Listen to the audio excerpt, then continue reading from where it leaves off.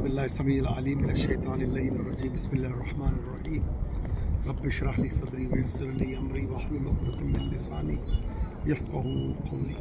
فرمان ہے احب اللہ من احب حسینہ، کہ اللہ اس سے محبت کرتا ہے جو امام حسین سے محبت کرے۔ جس قدر آپ کی محبت امام حسین سے زیادہ ہوتی جائے گی، اللہ رب العزت کی محبت آپ سے زیادہ ہوتی جائے گی۔ کسی سے پوچھنے کی ضرورت نہیں ہے، جس قدر تڑپ آپ کے دل میں عشق امام حسین کی، کربلا کی ہوگی، یقین جانیں رب العزت رب العالمین اس قدر آپ سے محبت کرتا ہے اور آپ سے محبت کرے گا۔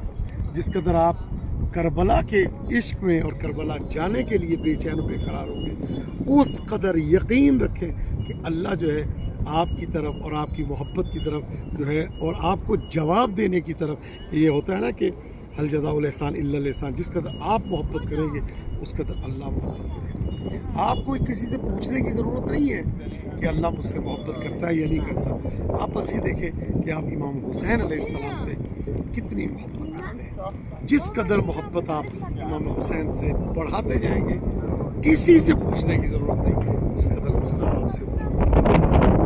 جس قدر آپ امام حسین کی بارگاہ میں جھکتے جائیں گے، اس قدر اللہ اب آپ کو قریب کرتا ہے۔